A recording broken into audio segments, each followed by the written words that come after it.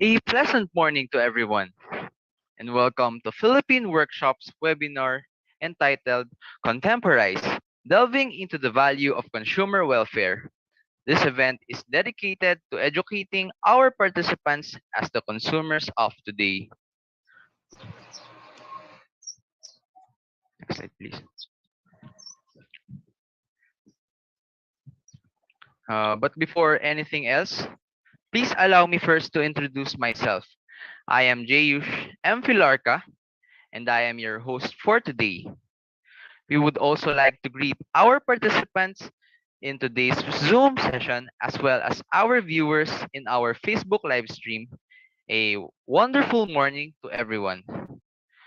We would like to give a few reminders to our participants before we formally begin our event. So, this is our house rules. First, if possible, keep your cameras on for the entire duration of the event. Second, please keep your audio on mute unless you are asked to speak, and keep your messages in the Zoom chat respectful at all times. Third, for the open forum segment, please make sure to keep your questions respectful and relevant. All questions are to be asked through the chat feature of the Zoom. And lastly, we are offering optional e-certificates to our participants. To those who wish to avail one for only 30 pesos, please fill up the evaluation form which will be sent here in Zoom chat and on the comment section of our Facebook live stream. Now that we're done with our house rules, Let's start with a short prayer followed by the singing of the Philippine national anthem. Let us bow our heads and put ourselves in the presence of the Lord. Dear Heavenly Father, we thank you for gathering all of us today. May you bestow your guidance and blessings so that we can enjoy and appreciate its significance in our lives. Bless everyone who are present here today, that each one of us may be able to share our knowledge, understanding, and wisdom for your glory and honor. May the various activities related to this event be a success through your intervention. We all ask of this in the mighty name of Jesus. Amen. Ladies and gentlemen, the Philippine national Mga anthem. kababayan, ang pambansang awit ng Pilipinas.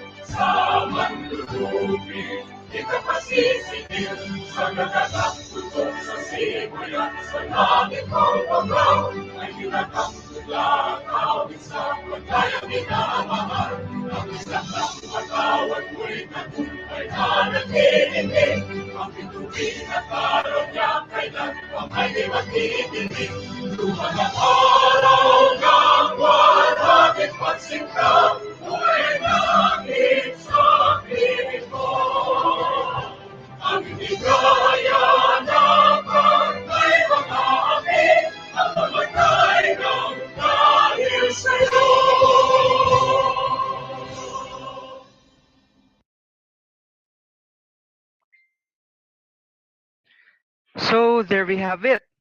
Syempre, let's ask our participants muna how they're feeling at the moment.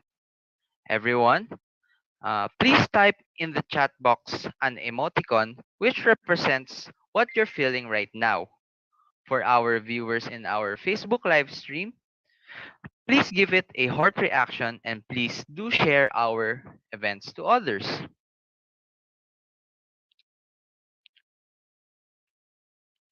So, all right. Uh,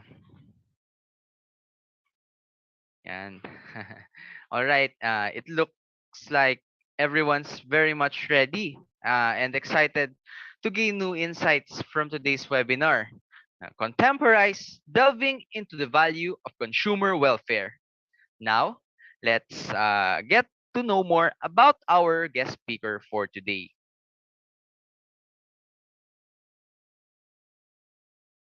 Next slide, please.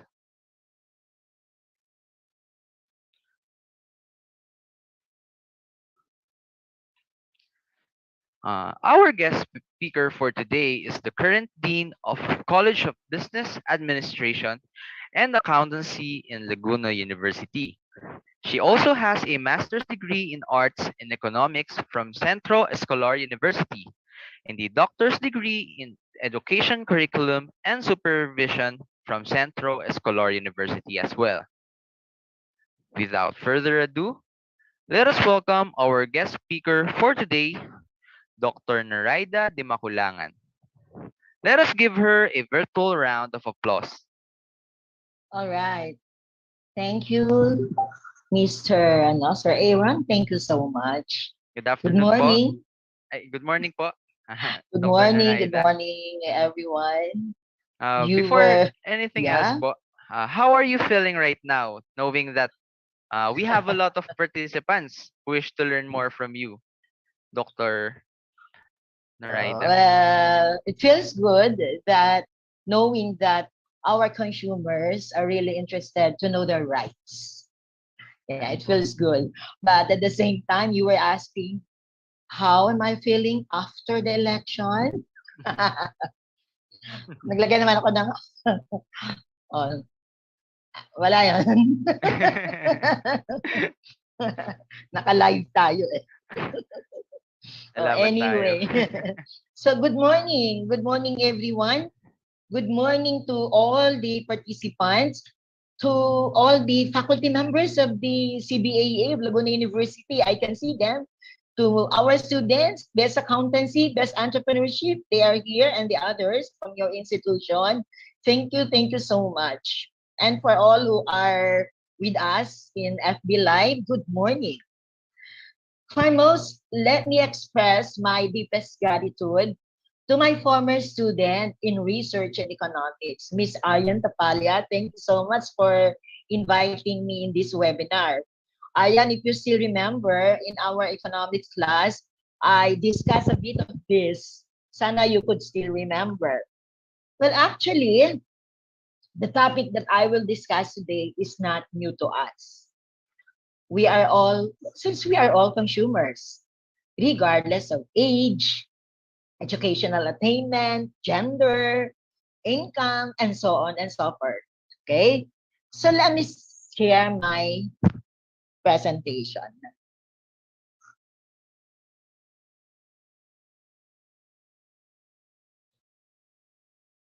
So, thank you for that, Dr. Narada. Now that our guest speaker is ready to share her insights and our audience is ready to take in some new learnings and tips, let's begin with our webinar proper. Dr. Narada, you may now share your presentation po. Yeah. So,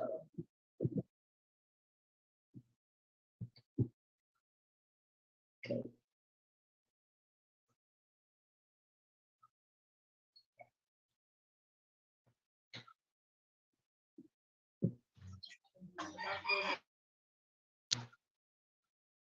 All right, good morning.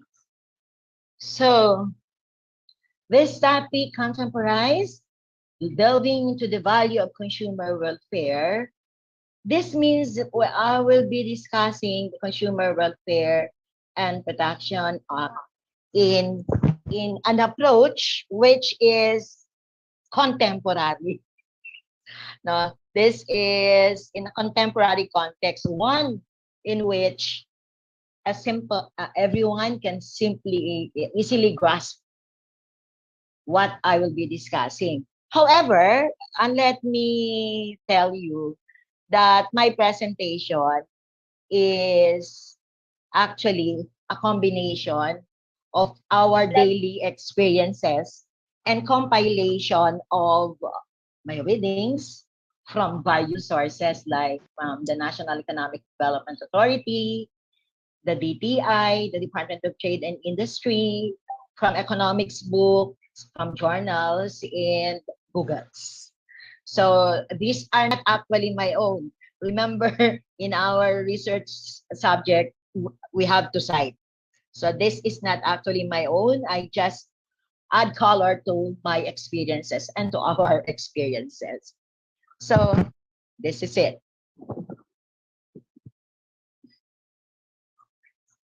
Let me start with the topic outline. So I'll be starting with the introduction, which I did. Second part will be the consumer choice, under which we have the wise consumer decisions. Third is why is Consumer Act important? Fourth part is the Consumer Welfare Act of the Philippines under Republic Act 7394. And the fifth part is the impact of consumer protection laws.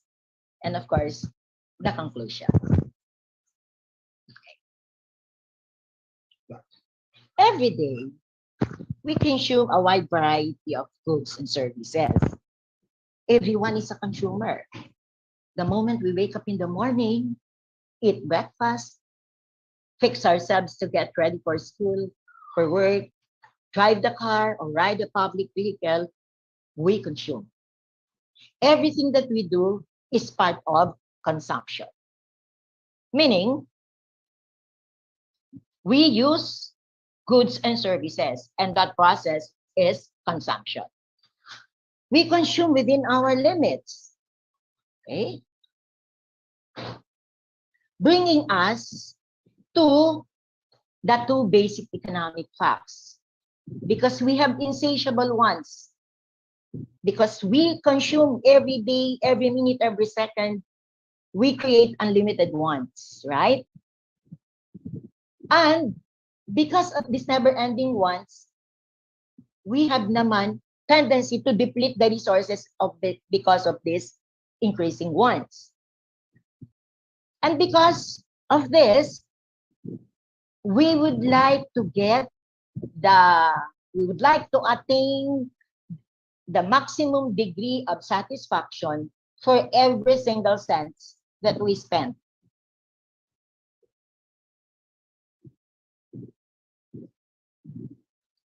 But how can we attain this maximum degree of satisfaction? When our resources are very limited. How can, very simple lang yan. We just have to budget, okay? Do budgeting. In reality, this is no simple task. Sabi ko kanina, it's simple, but in reality, budgeting is no simple task. Mahirap mag-budget. Habang may pera ka, akala mo disposable income lahat yan. Pwedeng gastusin ng gastusin. Secondly, have comparison shopping. Gusto ko yan kasi naghahap tayo from one shopping mall to another shopping mall. When I am stressed, I do that. From one SM to another SM, San Pablo, Lipa, hanggang hanggang MOA. So that's comparison shopping. It is reviewing product and prices charged by different suppliers before actually making a purchase. And third, be a rational consumer. This is making a decision to buy or not to buy a product so that satisfaction is maximized based from your resources. Mahirap din gawin to. How can we be a rational consumer? But it will be noted here that all of these efforts actually are within our control. Madali din lang kasi because it is within our control. Di mag-budget ka, di mag-shop ka, mag-shopping yung palukso-lukso from one shopping mall to another. This is within our control only. Now, the next is,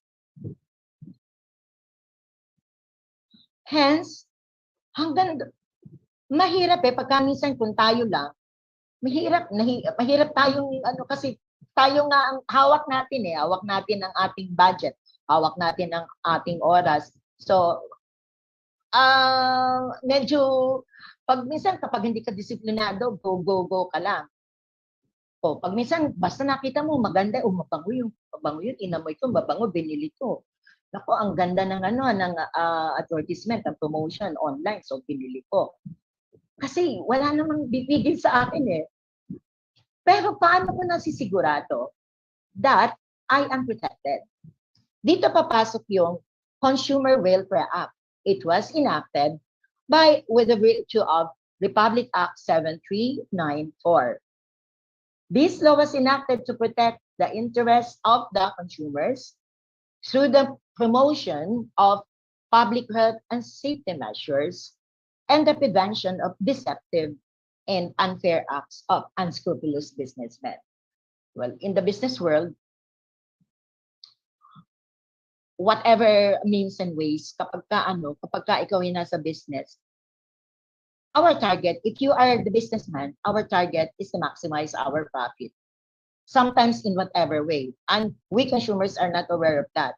Go lang tayo kapag maganda ang dating, sige, bili tayo. Lalo sa ang galing ng mga promotions, ang mga advertisements nila, so bili lang tayo. But how are we protected from this?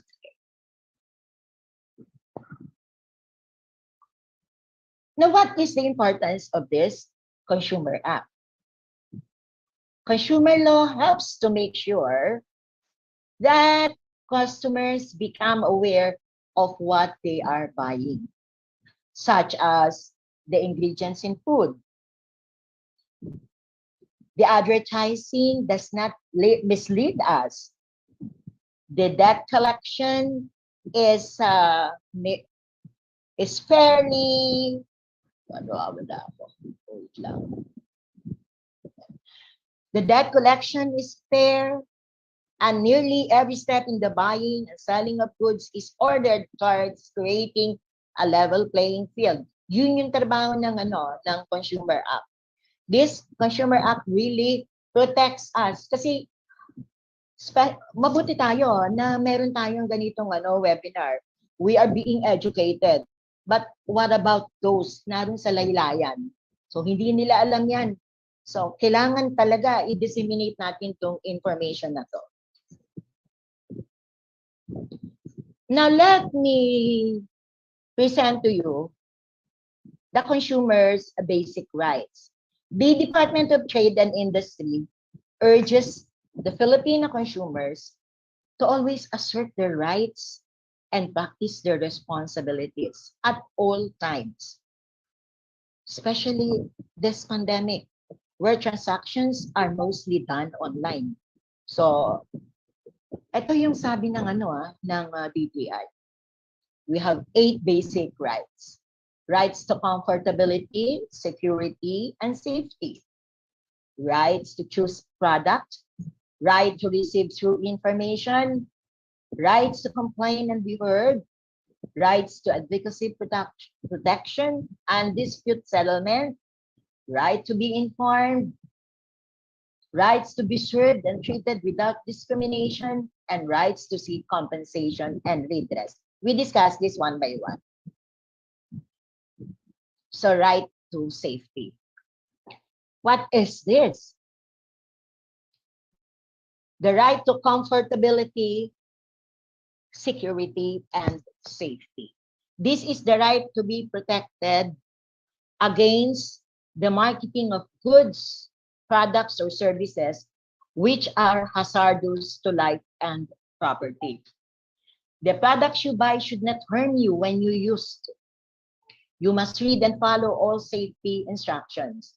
I remember, meron ako nabili na, syempre lalo kapag mga senior citizen, hilig tayo sa mga beauty products. Online, ang ganda nung ginamit nila na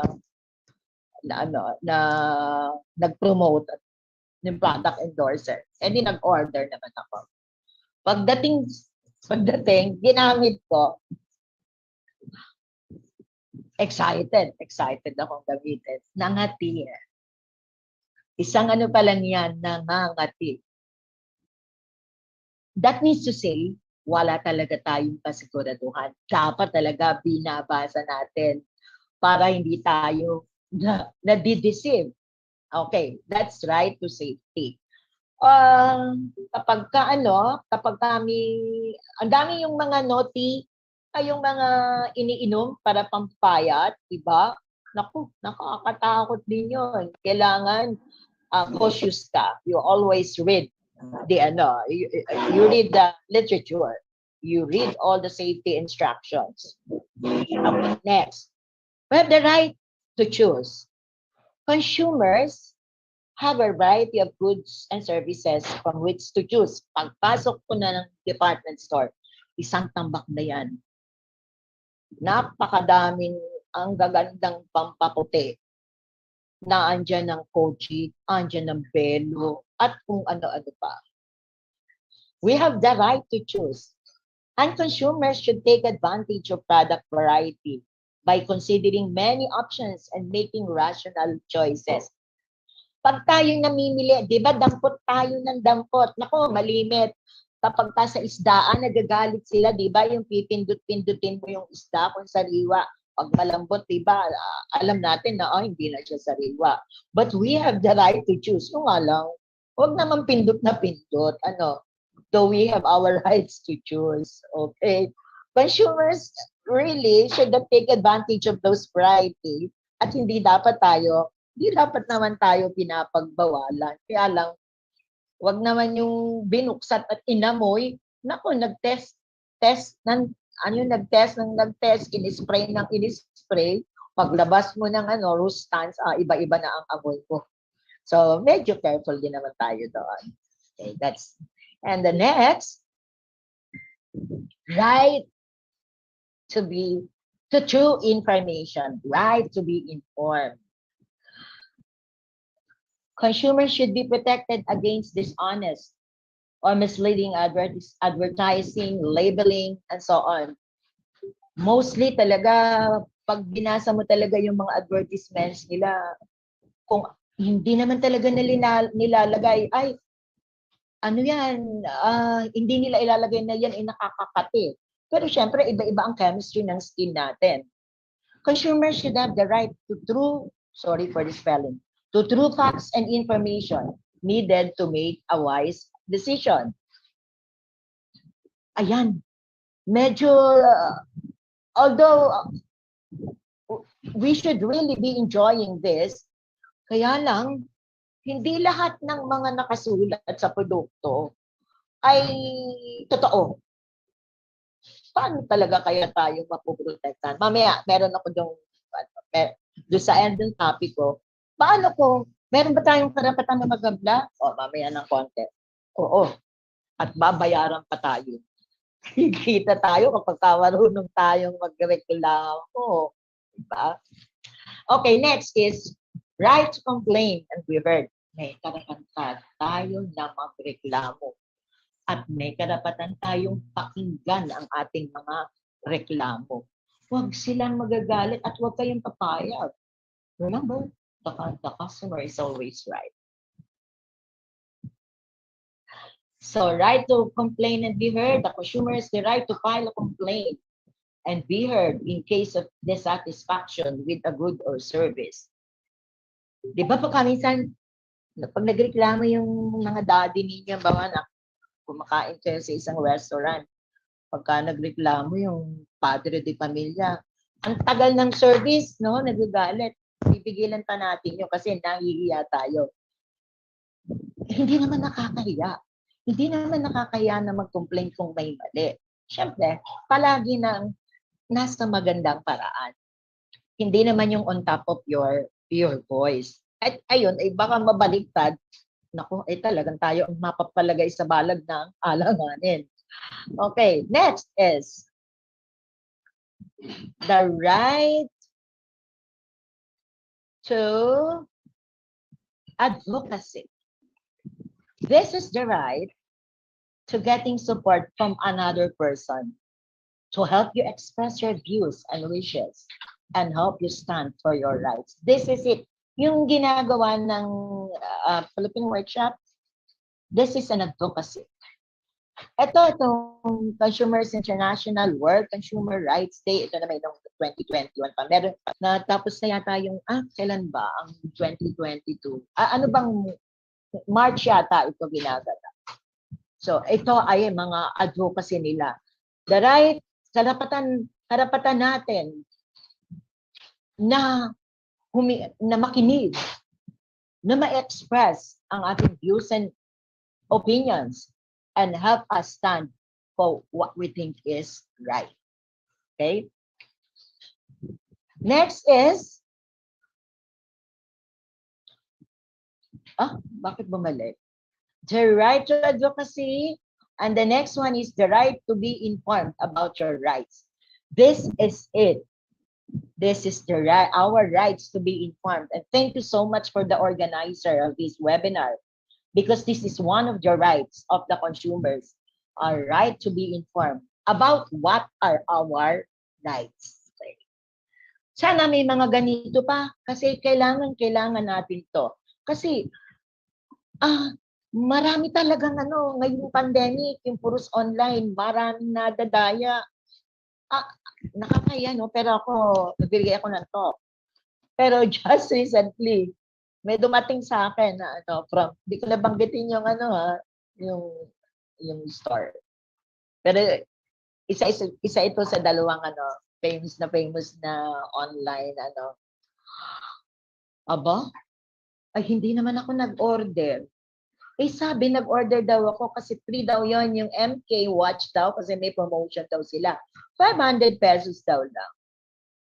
Syempre, 500 pesos lang MK. Akala ko talaga totoong-totoo. Kinuha ko.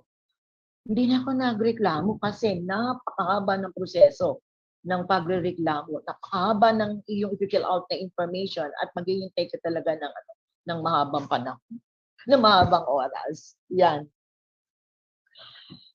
Next is, so ito mga ginagawa ninyo, ito ay napakaganda. Our rights to be served and treated without discrimination. Consumers have the right to be treated on a respectful manner and without discrimination on the basis of race, age, gender, income. Wala silang karapatan na i-discriminate kapag hindi mukhang hindi mukhang maayos ang dating physically, na hindi pwedeng pumasok kapag hindi ka nakasapatos o maganda ang suot. Walang karapatan. Alam niyo ba, sa New Zealand, andun yung isa kong anak ko, na wonder, magtataka kayo, hindi nangyayari yan dito sa Pilipinas na pumapasok ng mga tao sa malls nang naka-barefooted. At doon, ang mga, yung, kung baga sa yung mga aborigines nila, sila'y priorities. Well, you can imagine, pag, sa atin, sino ba mga aborigines natin? Di mga Negro, mga Ita, di ba? Di ba dinidiscriminate doon? Hindi. Wala talagang discrimination. Regardless of color. Regardless of age. Well, pagdating naman sa senior citizen, well, okay lang yon kasi senior citizen, sila ay bias sa kanila yun. Mauna muna sila sa pila kasi baka naman sobrang haba ang pila, baka may mahimatayan. Yan naman ang isang benefit na nai-enjoy ng mga senior citizen, di ba? So, that's it. Another, the right to seek compensation and redress. So, anong ibig sabihin niyan? The right to seek compensation and redress. Halimbawa, bumili ka, aba, hindi mo pa nagagamit yung CCTV camera.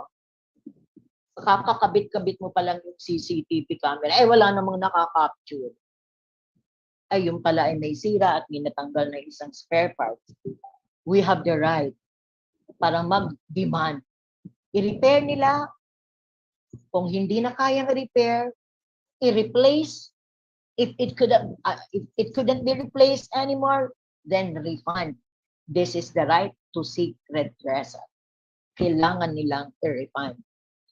Hindi, kaya kalimitan, although I understand naman, kalimitan, ako time consuming. Bayaan mo na, 600 pesos lang naman yun. But then, di yan tayo may maling mga consumers. Ayaw nating masayang yung oras natin, konti lang naman. Masyadong nasa-spoil naman. Paano naman yung ating right, di ba? Sayang naman. So, we practice our rights. Right? Now, so these are the 8 consumer basic rights. Now, after exposing ourselves to our basic consumer rights, I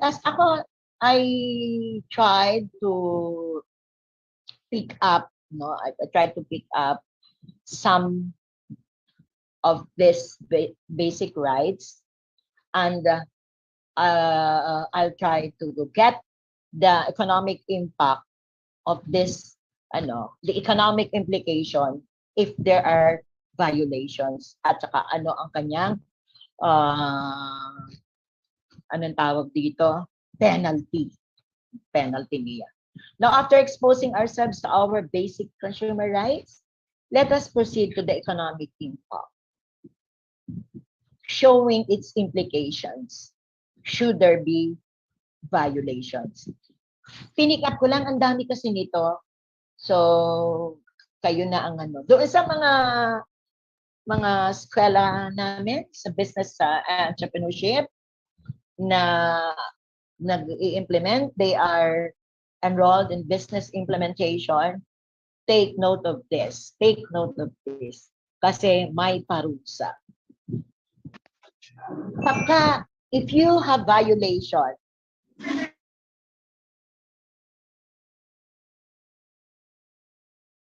yung ng goods, fraudulent Daya, may manipulation na ginawa, may concealment, ibig sabihin pinagtakpan yung mga kapalpakan nung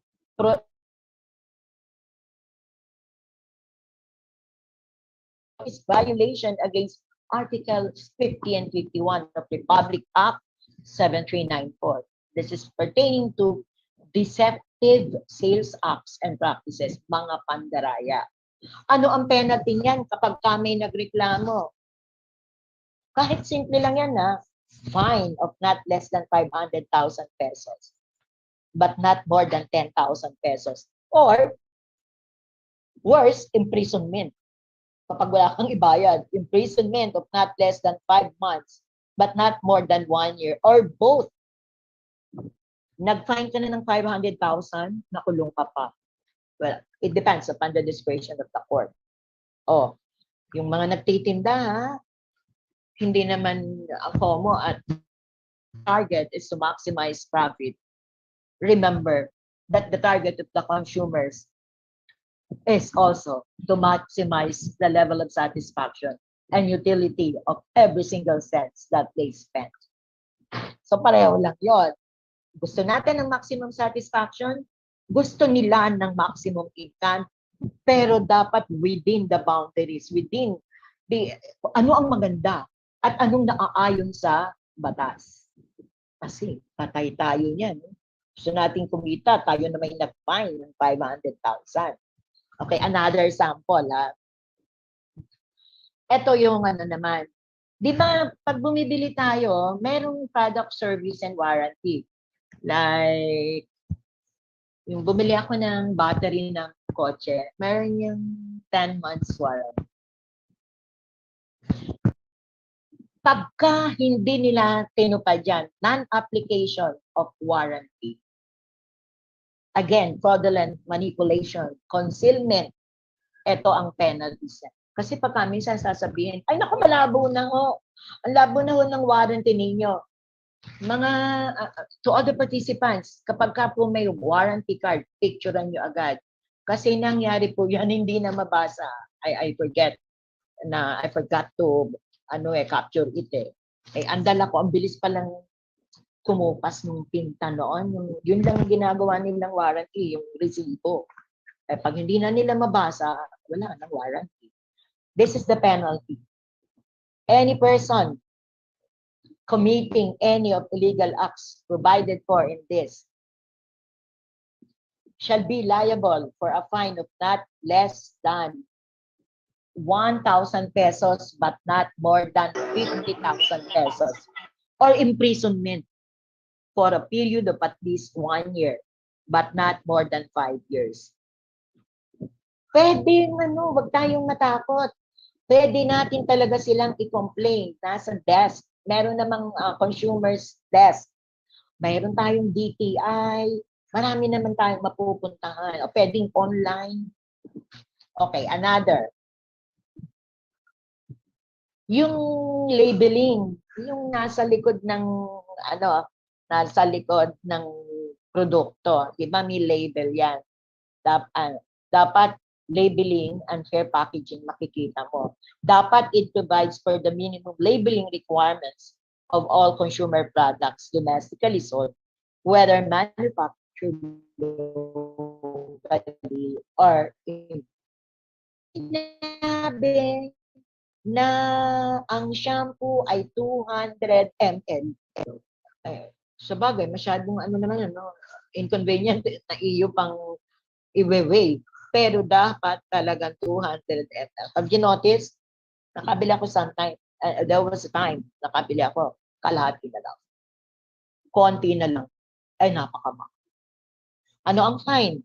Again, not less than 500,000 pesos, but not more than 20,000 pesos, or imprisonment of not less than 3 years. Ito ay updated. Sa 2021 itong kinuha ko. 2022. Okay, another. Ito naman, price tag. Article 81 to 83. All consumer products sold in retail shall bear an appropriate price tag label or marking indicating the price of the article of consumer products should not be sold at a price higher than that stated in the price tag. May nangyayaring ganyan, nakalagay doon ay 599. Magbabayad ka na 1,599 pala kasi nabura na yung 1. So, tingnan ninyong magaling ang price tag. Baka naman unintentional. Mabuti kung unintentional at kinorek. Ano ang fine? Fine of not less than 200 pesos. 200, yeah, but not more than 5,000.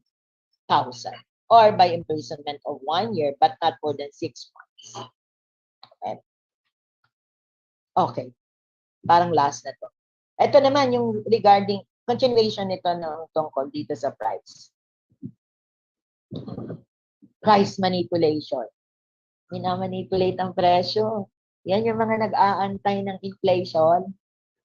Pagka biglang tumaas ang gasolina, napansin nyo ba yun? May dobling tatak sa likod ng produkto. Pinapatungan. Namamanipulate ang presyo. Depende kung sa kaganapan sa ekonomiya. Kung tumaas ang presyo, inflation rate, papalitan nila yan dati. Mura, pero mga old stocks na yun, ha? Tingnan nyo magaling.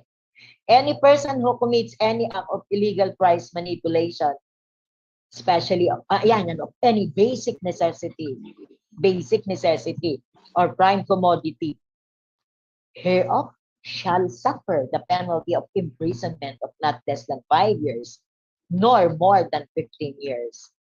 Yan. This is especially true to basic commodities. Indeed. Kung yan ay before nagtaasan ng presyo, before the height of inflation rate, ang halaga ay 42 pesos ang bigas per kilo, let it be. Kasi binili mo naman yan ng ganong mababang halaga pa. Ay hindi. Di ba nag-hoarding? Nag-hoarding yung mga yun. Aantayin nila yan. And then yan, imamanipulate na ang presyo. May penalty din yan. Kailangan lang vigilant tayo, ha. Alam natin kung kailan tayo na mamanipulate. Next is yung Lemon Law, yung Republic Act 10642. This is an act strengthening consumer protection in the purchase of yung mga sasakyan o brand new motor vehicles. This Lemon Law covers brand new motor vehicles that are to be in non-conformity with the standards or specifications of the vehicle's manufacturer or distributor. Kung first time nyo lang bibili ng vehicle, dapat talaga ay you are well informed. Huwag kang pupunta ng mag-isa lang. Kailangan meron kang kasama na alam na alam yung lemon law na yan. Kasi chances are again, there are violations. Chances are mali yung yung naka-specify doon sa ang kapal nung binibigay na literature niyan. Ang kapal nun, may booklet sila regarding that car.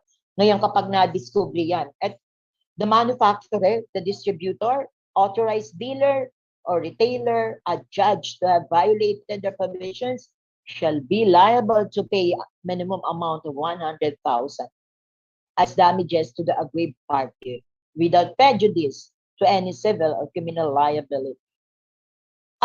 Hindi ko nakuha dito, pero ang alam ko, kapag hindi yan nasolusyonan, nababawi na yung kanilang permit to operate. That's Lemon Law. Parang last na to. Yeah. Okay, so in conclusion, okay. Now, ang dami nito. Kaya lang, these are just few of some economic impacts of Republic Act 7394. Let me sum up my presentation with this quote from World Consumer Rights during the celebration of the World Consumer Rights. And sabi, a market without consumers will be a night sky without the stars and moon. Protect their rights and serve them the best for greater reputation and fame. Let us all protect our rights. Huwag natin pabayaan. Kasi pag hindi tayo, so what's the best thing to do? We have to be aware. First and foremost, we have to be aware so that we know what are to be protected. And we know what should we complain. Okay? So, ayan lang muna sa susunod na klase natin. So, that's all. Thank you so much. There we have it. So, maraming salamat po for the very insightful presentation, Dr. Nori Limakulangan. Thank you.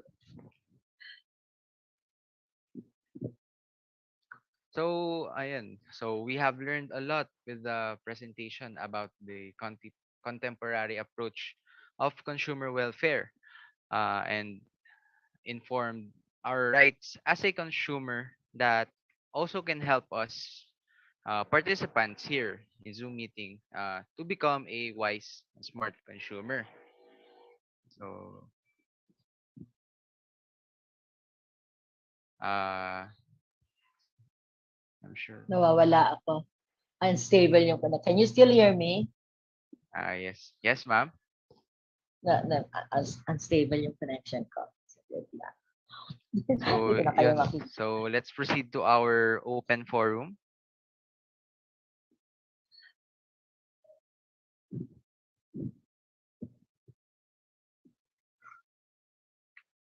Okay. There we have it. So can I... So I'm sure our participants gained a better grasp on what they need to know as a consumer, especially in today's environment wherein e-commerce is prevalent. Since yung na-mention nga po ni Ma'am, ni Dr. Nori na isa sa mga experience niya noon yung isa sa mga online selling platforms po, no? Na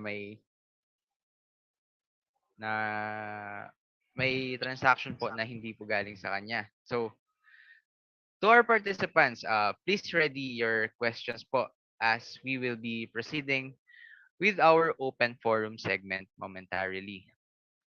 Ayan, so bago po tayo mag-proceed to our next segment pala, uh, Dr. Nori Dimahulangan, do you want to promote anything else po, such as your business, social media, or other contacts po? Please feel free to do so right now.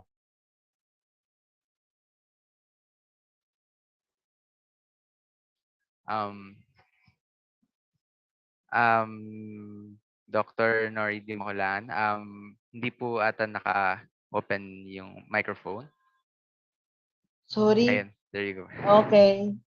So as Sige I po. was saying, are there other students from different universities here? Yes po. From Um,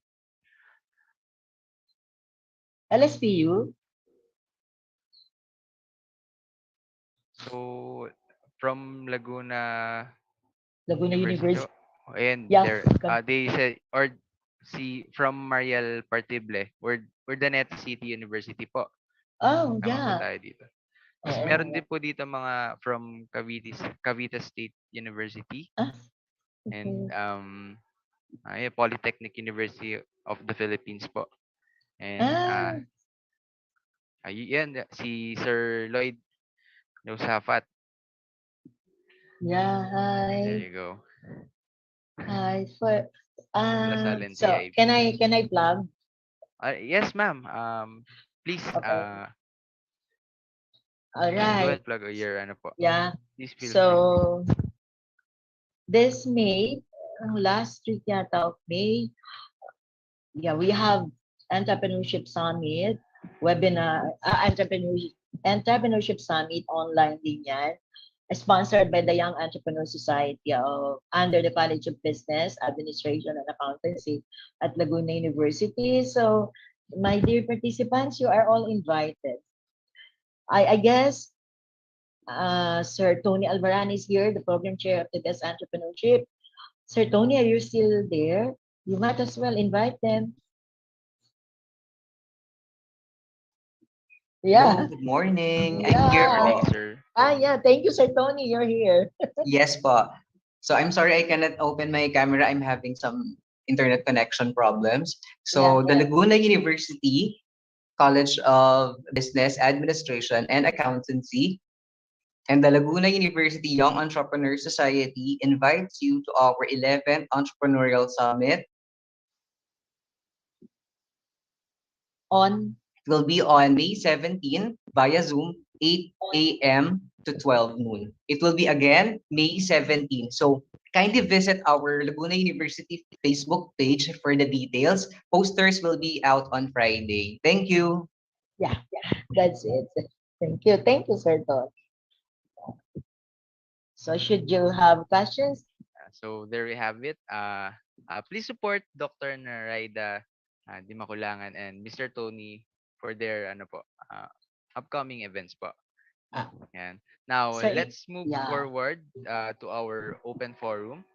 To our participants, please send in your questions. So let's entertain around at least 10 questions po. From Sir Irvin Clorina, knowing that e-commerce is very prevalent today, how do you think po that can the young generation become more aware of their rights as a consumer? An additional question, how can we educate them in the simplest way possible? Very good question. This is it. This is one very concrete way of educating the young. Continue with this. And another one, yung sabi ko yung advocacy natin, yung ating mga, like sa May 17, that is also part din ng aming ang aming summit, ang consumer awareness. Lagi namin yan. Another is we have we have extension program in in LU. We have extension program, and we go down to the outskirts of the city. We go down to our barangays, dun sa mga laylayan, at dinadala namin doon, mga maliliit na grupo lang. Or another way is, well, through social media. Wag puros bashing. Puros bashing ng kakamping, babigbian. Lagyan natin. Gamitin natin yung social media. Let us maximize the use of the social media. That is the best, I guess. That's right. Agree Yeah. po. Yes. So, from Sir John Patrick Linggahan, uh, good day po. Paano po pag unintentional po yung pagkasira ng item or products, possible po ba as a consumer na magreklamo? Yes. It pertains po sa yata sa sa pag online shopping po gano'n. Oo. Possible naman. Unintentional. Ang hindi naman pwede yung papabayaan mo. Nakalagay naman doon sa Consumer Act. Kung papabayaan mo na itcha mo o kung saan mo na pero kung hindi naman talaga sinasadya, kuwari ay sobrang init ng cellphone, yung battery, di ba may battery nag-iinit? Aba, hindi naman yun ikaw ang humigaw at control. Pwede siyang ireklamo. Nga lang, the inconvenience is in terms of yung processing. Lalo online. Naku, naka-experience na ako. Sorry pero pinabayaan ko na. Napakahaba ng proseso. Nakakainis pa. Pero mali ito. Dapat talagang let's spend time for that. Talagang we should file complaint, pero sa magandang paraan Huwag namang pa-post na. Ginamit nga ang Facebook, pero doon nagreklamo sa Facebook, siniraan yung store. Hindi naman siya maganda. Mali yun, Unethical na May po yan. tamang proseso. Ang daming ganon. Ako, biglang magpo-post doon. Huwag kayong saan. Siyempre, hindi ko babanggitin. Naku, meron pa akong isa. Sorry, ang daldal ko yata. Okay lang. Sabi, ang ganda ng damit. XL, di syempre, gusto sa akin mataba ako. Bili ako, alam mo, dumating. Aba, Diyos ko po, ay XS. Ay, ano gagawin ko dito? At antela daw cotton. Antela ay jersey. Ay, pakainit-init. Ngayon, pinamigay ko. Pero, try naman ako natawagan yung store, yung seller. Halimbawa kasi sa Shopee kayo, sa Lazada, nag-compete na, no? Hindi naman sila yung may diferensya. Yung seller, di ba? Ang ako kunyari, ako si Shopee na company baga. Kayo, merong mag-a-apply sa akin na yung mga seller, ang may diferensya sila yung nagloloko. So I tried to call. Ano naman siya? Sabi hanggang ngayon, sabi be paid lang po namin, we will look into this. I am still waiting. Parang mga 3 months na. Wala pa. Pero ewan ko, parang, anyways. Sige. So Did I for answer? our yes, ma'am. Maraming salamat. Agree po. From Miss Ashley Faustino naman po. Good day, Ma'am Nori. Is choosing the safest option, like choosing the cheapest service product, is a rational action as a consumer? Of course, coupled with quality. Uh, our first concern, syempre as consumers, is you will look at the price. Pero, it should be matched with the quality of the product. Baka naman sobrang mura, pero ang kalidad naman niya ay, inferior. So, di rin. Titingnan mo po. Yes. So next question po. Good morning po. How to shift consumer behaviors to be more sustainable? Yeah, I'm From reading this. Colleen Hindi ko Villanueva. masyadong magets na sustainable yung behavior. Ano kaya ibig sabihin? Baka ibig sabihin niya dito, sustainable. Yung kailan, how to shape consumer behavior to be more sustainable. Yeah, kayang ibig sabihin nito, consumer behavior to be more sustainable. I think ayun from Behavior turned into action. siguro yun po siguro yung pinapertain ni Miss Colleen Yeah, Villanueva. yeah, siguro. Yeah, behavior turned into action and how to sustain that the outlook siguro. Yes po. Yes po, definitely. About Ah, sa yeah. attitude po. Yeah. Okay, how? This is self-discipline. Alam mo, the very first step is to be aware. You have to be aware. Paano mo magagawa ang isang bagay na hindi mo naman naiintindihan? Dapat intindi mo. Alam mo ang proseso. Hindi naman po pwedeng alam mo yung proseso. Alam mo ang karapatan mo. Alam mo ang proseso. Alam mo kung saan ka magko-complain. Pero wala kang action. Dapat may action ka. Ipa-practice na natin ito. How? Depende sa iyo yan. Nasa sa tao yan. Okay? Meron ako nabasa dito. What's your insight to the no return, no exchange policy of selected shops in the Philippines? Personally, my insight, I don't like it. I don't like that no return, no exchange policy. What if the product is really defective, proven defective? Paano yung aking isang right? Yung diniscuss ko kanina, yung 3 R. Di ba? Repair, replace, and refund. Hindi tama yan. That's my personal opinion about that. Pagka sa ganun, din ako bibili ng no return, no exchange. Nagsisiguro. Another question po from Miss Ashley Faustino.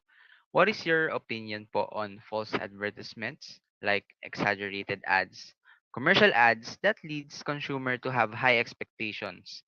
Is it unethical po ba sa part ng business?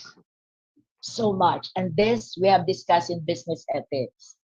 Parang eskwela ko din si Aryan dito, si Aryan Tapali. Oo. In business ethics, this is yung paggagawa ng advertisements. Iyan ay uh, tawag dumadaan. May dinadaanan niyang board. Iyan ay sobrang ini-examine, pinag-aaralan, dinideliberate yan. Hindi naman po pwedeng basta sila ano mag post ng advertisements. Ang problema natin, masyadong ang malaya. Ang laya ng ating yung Facebook na yan, sobrang laya. Kaya kung ano-anong lumalabas, kalain mo yon. Ang dami kung ano-anong lumalabas ng mga dati, survey. Eh sobrang, hmm, well, oo. So, hindi maganda yan. That is very, very unethical. Agree, Take agree. note, we always go back to the 8 basic consumer rights. Balik ka lang ng balik doon. At talagang unethical yung gano'n. Number yun? So, babalikan natin. Okay? So is there any questions po to our participants po? You can still send in your questions po. Ayan, sumagot si Arian. Yes po, ma'am. Ayan. Naalaala ko ba po? Ayan. So yun po. So there we have it. Yun. Thank you po, Dr. Nori Dimakulangan, for addressing the questions of our audience. To everyone, please stand by for a while as we will be having a short commercial break before we continue on. Been feeling left behind? Does the knowledge gap hinder your success? Worry no more because Philippine Workshops is here to serve you. We provide relevant and valuable webinars, trainings, and workshops nationwide that will help you make your own opportunities happen. For more details, please visit our Facebook page.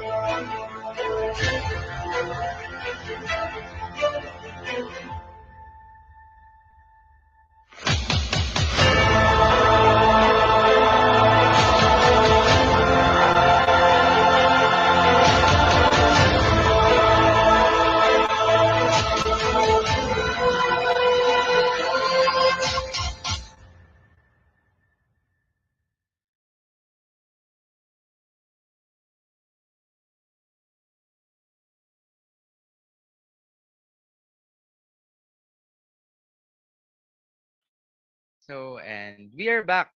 Once again, maraming salamat po, Dr. Nori, for sharing your time, knowledge, and expertise for this event on consumer welfare. So, and by the way, a friendly reminder to our guests, uh, please fill out the evaluation form, which can be found in the chat box in our Zoom session or in the comments section of our Facebook live stream. Yan. There we have it. Sinend po ni Sir Irvin Florina, evaluation form natin. So, again, if you wish to avail an e-certificate, this only costs for only 30 pesos. So, again, this is also optional. Uh, so, the evaluation forms will also be closed after some time. So, make sure to accomplish them early. So now let us proceed to the awarding of the e-certificates as a gesture of our gratitude.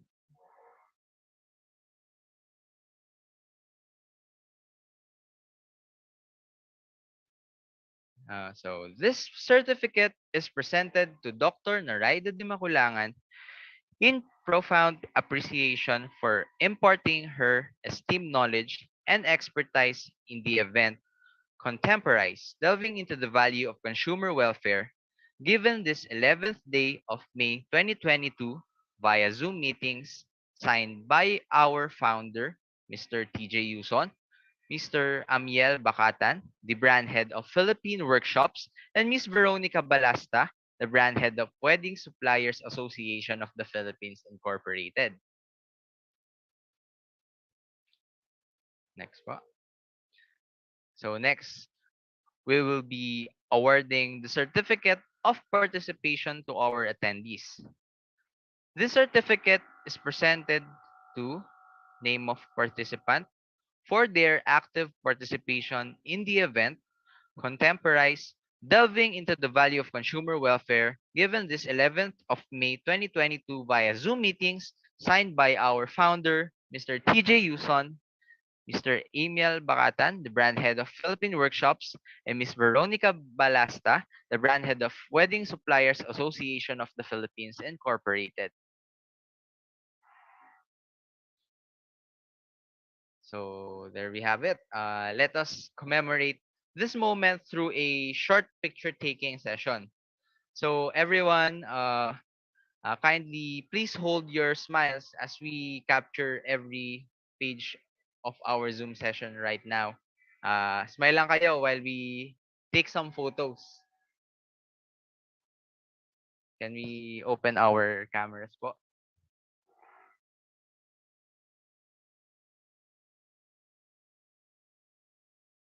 There you go. So, smile. Tech team, please capture our ano po. 1, 2, 3, smile.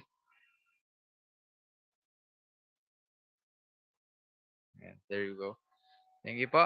So we're almost at the end of our program. I would like to call on Mr. Amiel Bakatan, the brand head of Philippine Workshops, to give his closing remarks. Everyone, let us give him a virtual round of applause. Hello guys, audible po ba ako? Hello ma'am, hello. And thank you Dr. Noraida de Maculangan for teaching and giving us new knowledge and insights in consumer welfare po. In daily consumption with virtual presentation po ma'am and ang ganda po. And sa wise consumer choices, yun, Dr. De Maculangan, you truly educated as well. And sa participants natin, thank you sa participate for our webinar po. Thank you.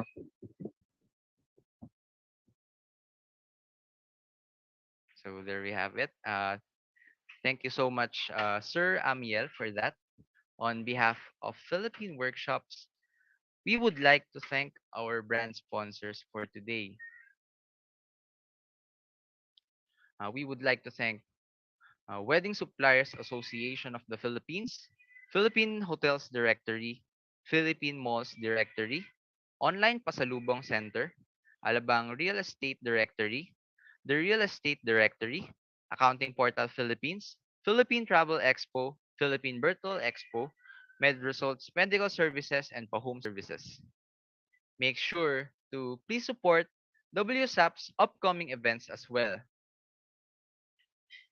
And to Miss and once again and to Dr. Naraida Dimakulangan, we are very much thankful for you to become a part of this event and your present po, and we hope and we really hope na we can have you again po. Maraming salamat po. It's a pleasure to have you here, Dr. Yes, thank you Naraida so Dimakulangan. much. Thank you so much. There we have it. To our participants and viewers naman po, you can now visit our official website at www.philippineworkshops.com and make sure to follow Philippine Workshops Facebook page for us to keep you updated with our upcoming events. You may also reach out to us through our email, philippineworkshops@gmail.com. If you have any concerns or suggestions. And once again, I am Jayush M. Filorca, and this ends Contemporize, delving into the value of consumer welfare. To our participants, you may also access the link to the evaluation form of at Philippine Workshops Facebook page to avail for a paid e-certificate for only 30 pesos. There we have it. Thank you to everyone and have a splendid day ahead. Thank you. Thank you so much. Maraming salamat po. Thanks a lot. Thank you. Thank you, guys. Thank you po and Thank you po. congratulations. Thank Congratulations you. po. Thank you po. Thanks a lot. Thanks for having me. See you again. So, permission to live. Okay po, ma'am. Thank you po. Thank you Thank po. you for participating po, ma'am. Yeah. Thank you.